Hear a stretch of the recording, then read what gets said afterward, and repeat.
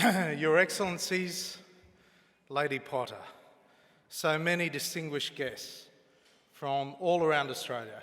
It is an enormous honour for me to be here amongst so many great contributors to Australia.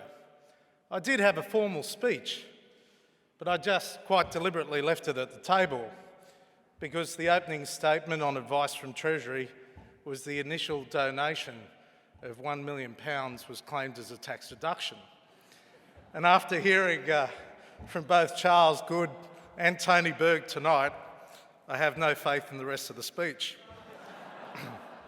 And I will speak to the Taxation Office tomorrow, now that I know that you have $550 million under your custodianship. You know, as a young boy growing up in Sydney, the Potter name was famous as a great stockbroking name in Australia. And I always thought to myself, what a towering figure in commerce Ian Potter must have been. It was only during the course of my career that I've come to understand the legacy that has been left by that £1 million donation back in 1964. You know, philanthropy is something that must come from the heart. The Governor-General suggested, quoting Malcolm Turnbull, that a dollar from the government is not a dollar from the heart. I want to assure you it is very much from my heart. I think it's more the case that the donation to government in the form of tax is not from the heart, from taxpayers. But a dollar that is donated through philanthropy is always going to have a greater multiple than any dollar from government, because it does come from the earned effort of an individual, and it is their way of paying back something to the community. And yes, Ian Potter's establishment of the Ian Potter Foundation was a landmark moment in philanthropy in Australia. He negotiated a deal with Harold Holt to change the way people give. And as Charles Goode identified, so many other organisations have taken that opportunity to change the nation and the destiny of the nation through gift.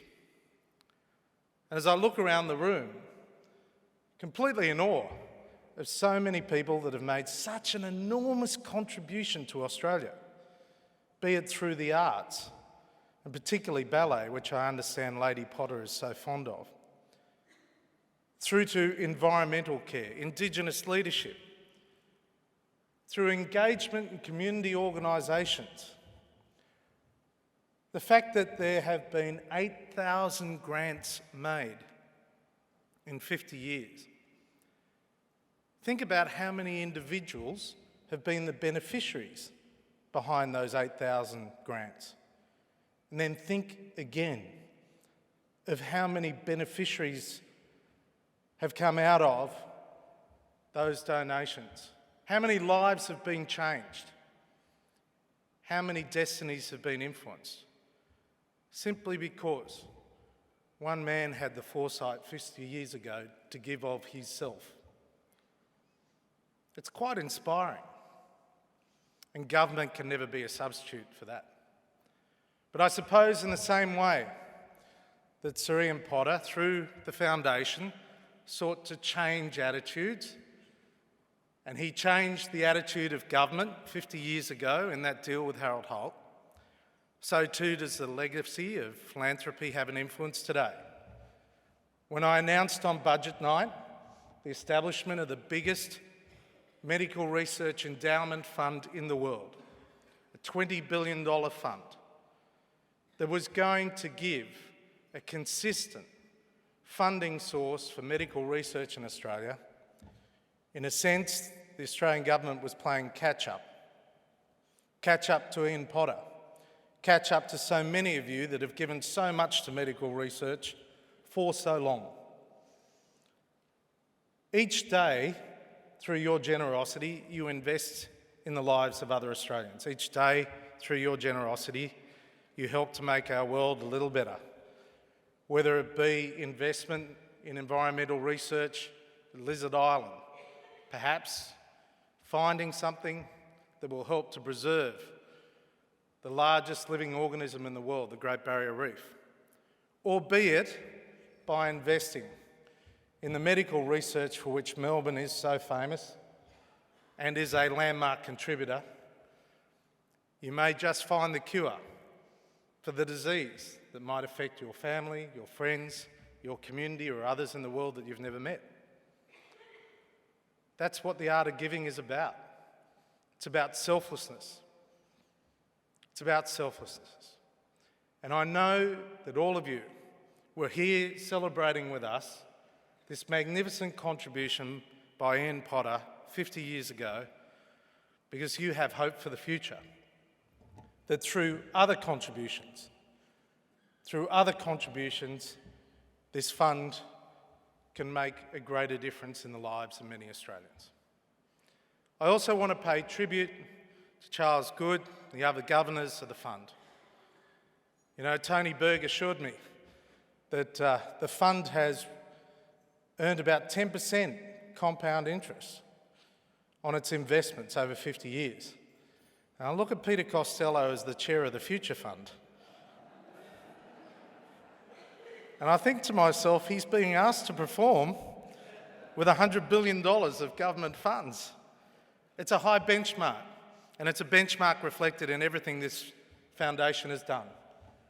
In giving, in changing government policy, in spreading the benefit of generosity and selflessness right across the community. So on behalf of all Australians, I want to express my gratitude through Lady Potter to the governors, to your late husband, to all the people that have contributed to the fund. I want to speak on behalf of all the beneficiaries in saying thank you. The ripples of that initial donation have gone far, but the legacy is in the fact that it continues to grow. And for many years to come, this foundation is going to have a profoundly important impact on the fabric of the Australian community. Thank you very much.